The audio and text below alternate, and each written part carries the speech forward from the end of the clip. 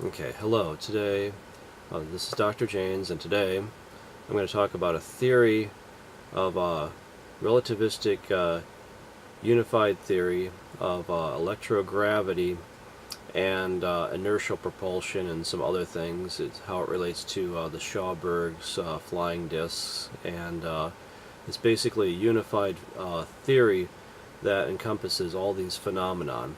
Now, first of all, I want to say a theory is just a theory, and I'm an experimentalist, so I don't believe anything until it's proven in experiment. But the theory can kind of tell you where to do experiments, and you can try to prove it or disprove it.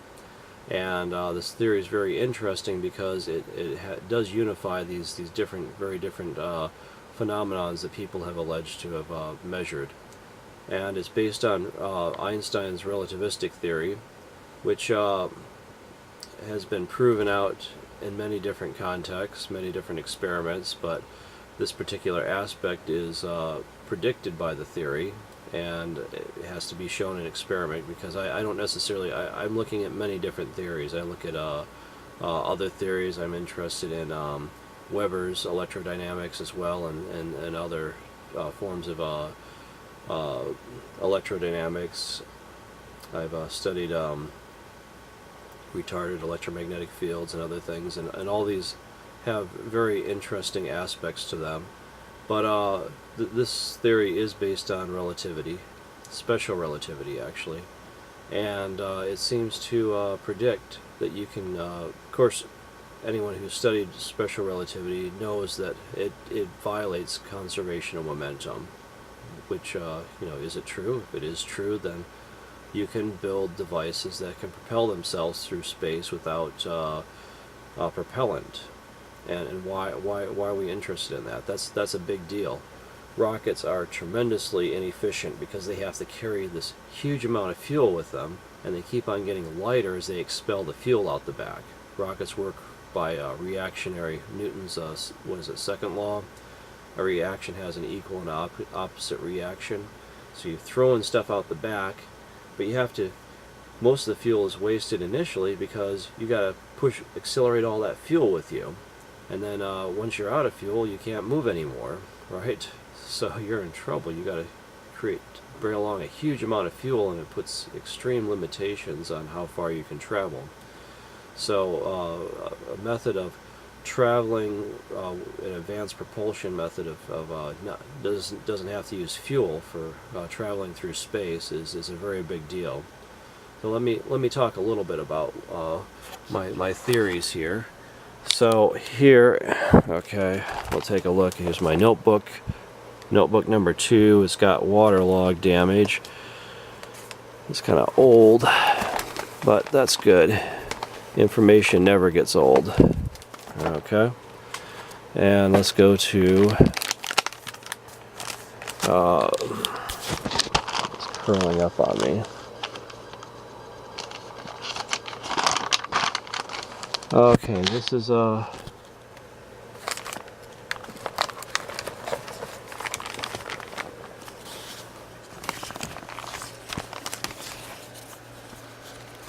date says 6/1/1999. Ideas for inertial propulsion using fluids. Okay, so that would be the Schauberg model. Here's some things I've seen where people have done put these devices in canoes or whatever, and has a mass that accelerates.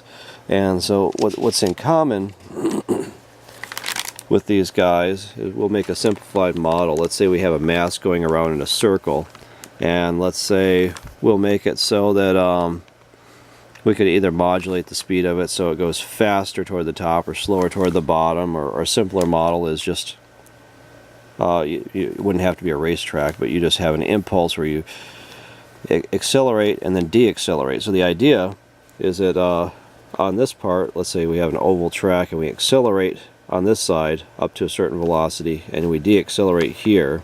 This is just to simplify the calculations.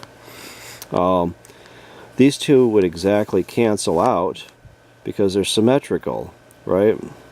Accelerating in the same direction as the velocity is, and deaccelerating cancels out But as you go around a curve, you have centrifugal acceleration, right? The centrifugal acceleration is pointing out around the radius of the curve. And these don't exactly cancel under, well, they do under classical. So this is, first we'll look at the classical theory, classical mechanics, physics. And when we go through the equations, the forces actually cancel on the upsies and downsies here. But when we go to relativistic theory, what's going to happen is that if you believe in relativity, which I'm not sure if I completely do, but given that special relativity is correct, then this is the logical outcome of that. Is that if you're going faster on this part of the loop as you go around, you'll have a relativistic mass increase, and that relativistic mass increase will produce a larger centrifugal force. As you average over this arc, do an integral there, it will produce a net force here, which will be higher than when it's going around this loop down here. Since the gamma factor is lower, it'll have a less of a force around this arc, and so those two forces will not cancel each other, and you'll have a net propulsion toward the faster side. Okay, so, and let's see, there's the date, 6/4/1999. It took me a while to go through my books to find this. Okay, 7/2/1999. Theory of inertial propulsion using general relativity. Actually, I didn't have to use general relativity, I just used special relativity. In special relativity, the momentum does not have to be conserved in all reference frames.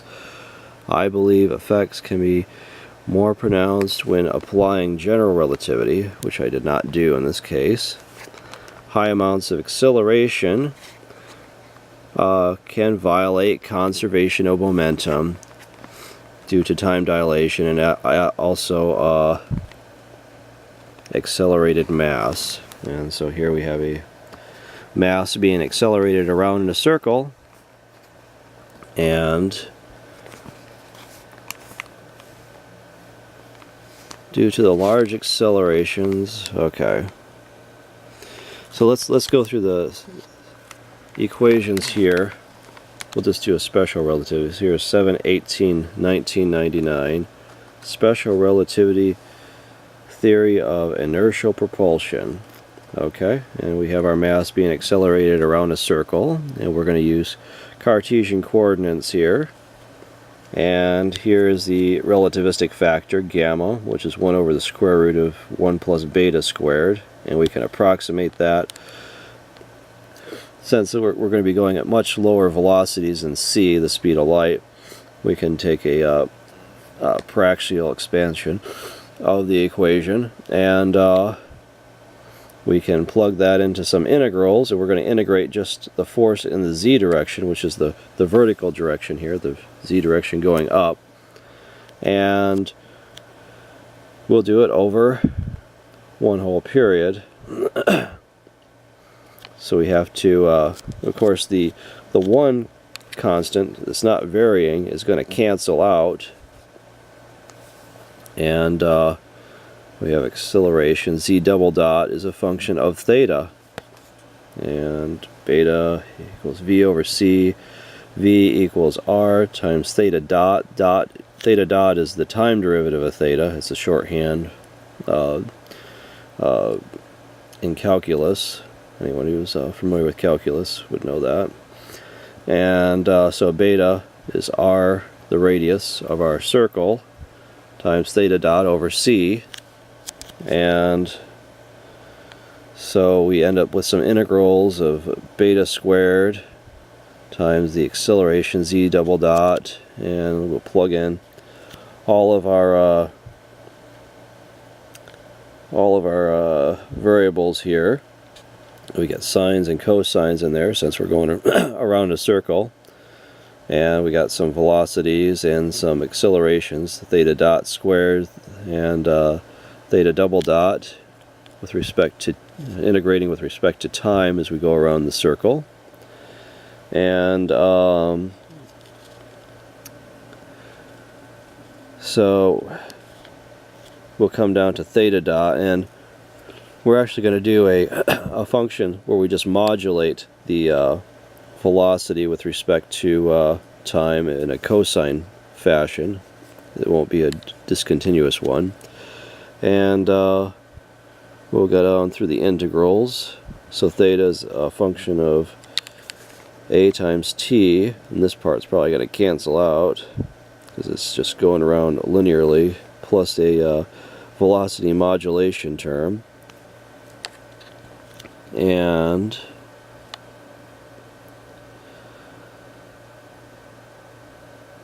here's our initial conditions. We'll go through the equations, and we finally come up with an equation of this form. It's got this integral in it that you have to do, and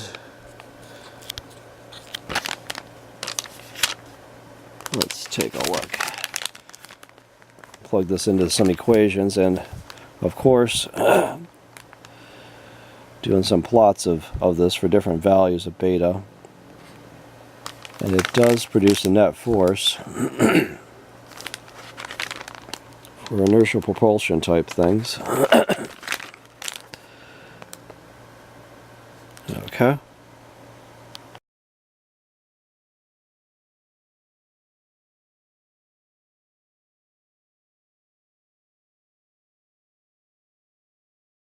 Okay, so here's another entry, 10/20/1999, and here's where I relate inertial propulsion to the Brown effect talked about in their patents with electro-gravity. And so what we do is we have a dielectric, high massive dielectric, in between a capacitor plate, plus and minus, and the Brown effect says that it has a force in this direction. So if we think about atoms, and atoms having electrons whizzing around them, and it turns out this inertial propulsion effect is greatly amplified as beta becomes close to the speed of light, which is what you would see in electrons traveling around atoms. So you would expect that this would be a good way to produce inertial propulsion by putting an electric field on a material and distorting the orbits of the atoms so that they would be traveling, since this would create a distorted potential well around the atoms, so they'll travel faster on this side and slower on that side. So as claimed by Brown, this theory predicts the force in the right direction. Because the electrons are going faster on this side, the acceleration will be in the direction of the positive plate. Also, they said that when you use a more massive dielectric, it will have more force, and this makes more sense because a more massive dielectric will have more electrons, so the force will be bigger. It'll be proportional to the mass. And also, it's related to the dielectric constant. Dielectric constant is a measure of how much these electrons are distorted in the field. So the more the electrons are distorted, the bigger the force is going to be. So it's also consistent with the Brown theory. It's in the right direction. It's larger density materials will produce larger forces because there's more electrons, and higher dielectric constants, K, which is represented by K, will have larger distortions, which will produce, should produce larger inertial propulsion forces. So this is definitely, in fact, who knows, maybe this is the source of gravity. Maybe gravity is caused because of these distortions in the orbits of electrons. This could be the very cause of gravity itself. Very interesting possibility. Okay, so this is how our unified field theory or unified relativistic theory of inertial propulsion relates to electrogravity. This is the link right here. Okay.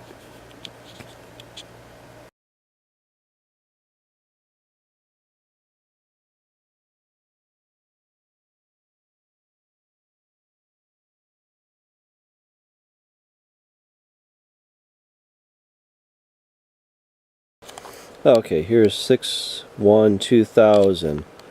Ideas based on Victor Schaubergers' inertial propulsion for flying saucers based on water flow, or this could be actually done with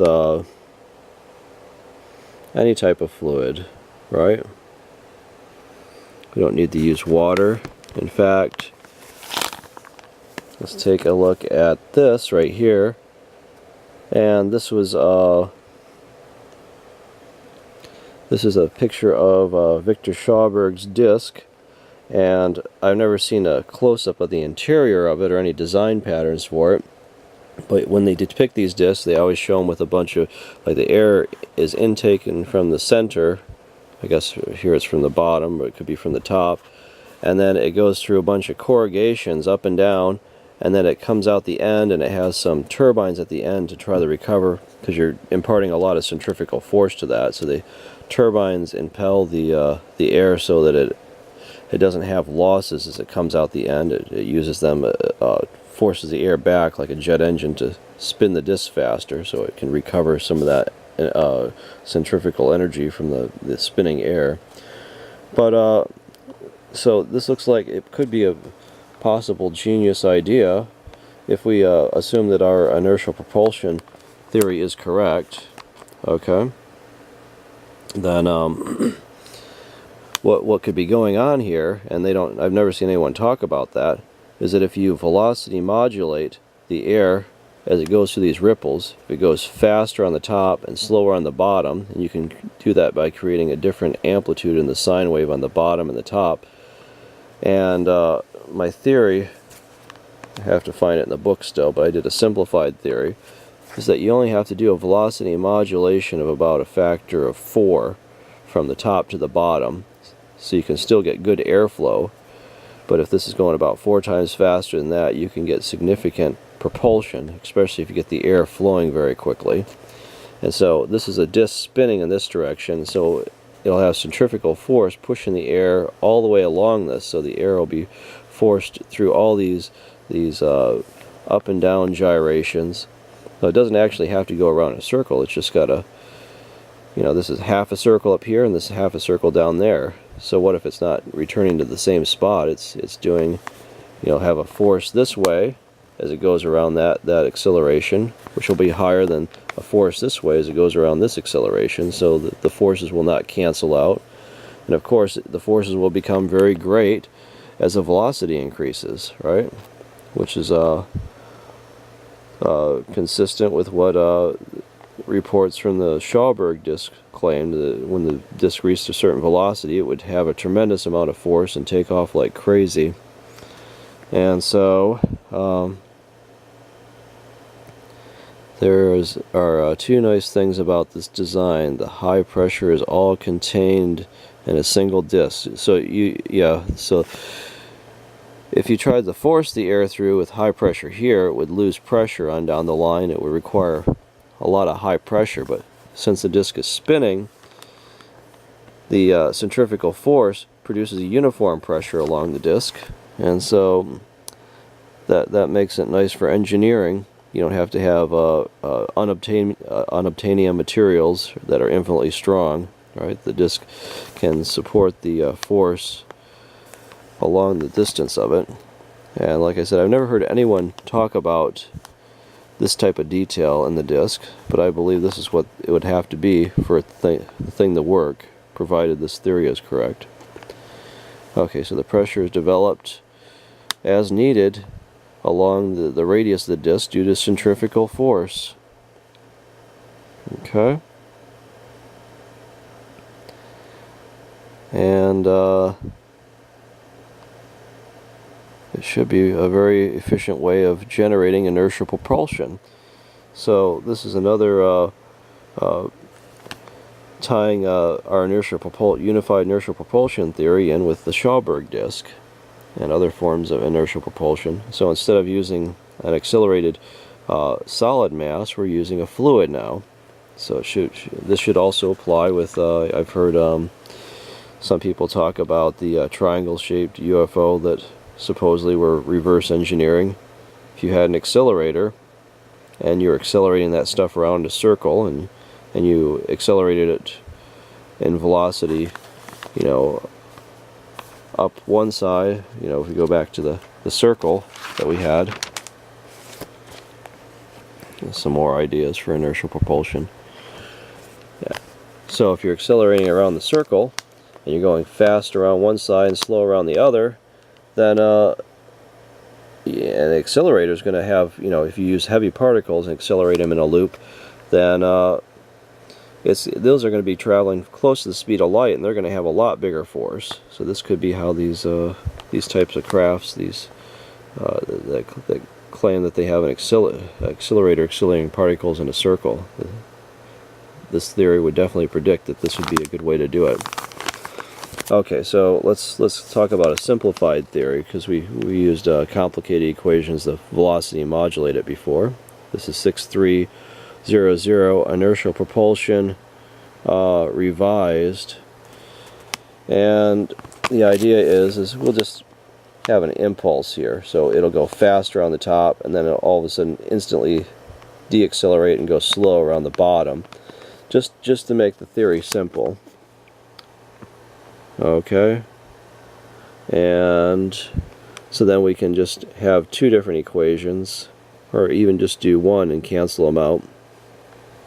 So it makes the calculation simple. It gives us a nice engineering equation, since the velocity will be constant along the top half of it, and then a different velocity that's constant on the bottom half.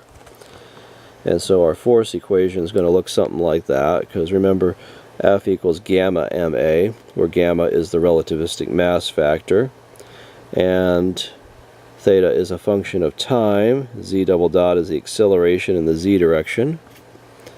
And here's our trig equations, because we're going around in a circle. Theta is now constant. Theta equals omega t. Omega is the angular frequency, t is time. And okay, so for symmetry we only need to go around 90 degrees, right? So let's simplify this even more. Okay, V equals omega r. And so the bottom, we're going to have an equation something like this. Here's our force is equal to 2 times 1/2 mv squared r omega radius omega squared cosine. Okay, we're going to integrate over the cosines, and so we can pull most of these constants outside the integral, and we just have a term like that. And of course the integral of cosine is sine, and here we come up with a simple little engineering equation. And again, here I'm talking about, you know, how you could apply it to Schauberg type stuff. You know, it doesn't have to go around in a circle. It could be in a linear thing where it goes faster on the top and slower on the bottom, like in the Schauberg disk. And here's our force, and it's proportional to the radius that this thing is gyrating at, which in the Schauberg thing would be the radius of the curvature of these loopy things. Radius cubed, omega to the 4th over c squared, which we've got to have c squared in there, or c in there someplace, because this is a theory of relativity. Okay, and we'll convert that to velocities. And here we go. Here's the v1 is velocity on the top, let's say, and v2 is the velocity on the bottom. So it's the difference of the velocities that creates the force. So we have force is equal to the mass that we're accelerating over c squared. C squared is big, so at low velocities this is going to be small. Over the radius. Okay, so as the radius gets smaller, the force actually gets bigger. So in electrogravity, where we have atoms that have very small orbits, the inertial propulsion force due to electrogravity should be very large, right? And here's v to the fourth. Electrons are traveling very fast, and so velocity to the fourth power, that's tremendous. As you start getting close to the speed of light, the force is going to become very great, and so that would be very high. And electrogravity, and also the Schauberg disk, supposedly once it got past a critical velocity, its force would increase exponentially, and this is about as exponential as you get without being exponential. Velocity to the fourth power, that's huge. Okay, so v1 squared, which is the velocity on the upper, minus v2 squared. And so here is our simplified engineering equation to engineer inertial propulsion and electrogravity. Okay, so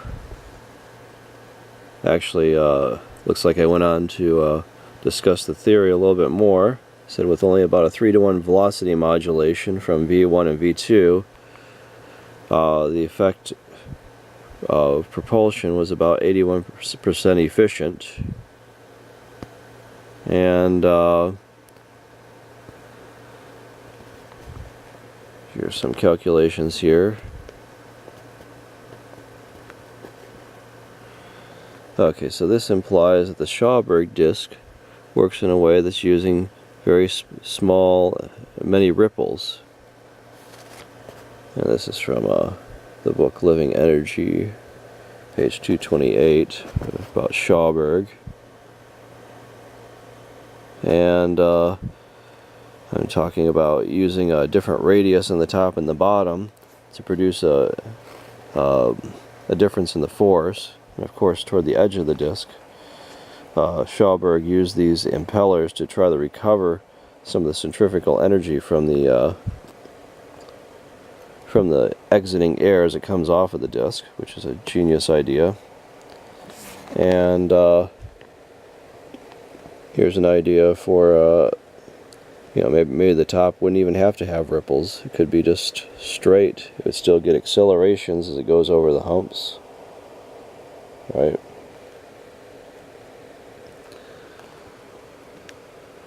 Schauberg's disk type ideas,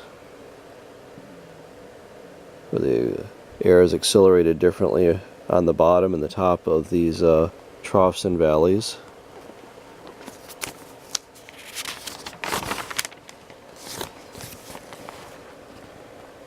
And of course, other people have used gyroscopes, force precession gyroscopes, like Otis T. Carr, and there's others, I believe Sandy, I have to look up the reference on that. He's doing some work with force precession gyroscopes. So if you look at a single piece of mass on the gyroscope, okay, and that mass is as it goes around, since the gyroscope is rotating like a wheel and it's moving in a linear direction, if you spin it so that the fast side is going across the top, it's going to have a net force. It's going to have a higher velocity at the top and then a lower one at the bottom as it does this kind of retrograde motion.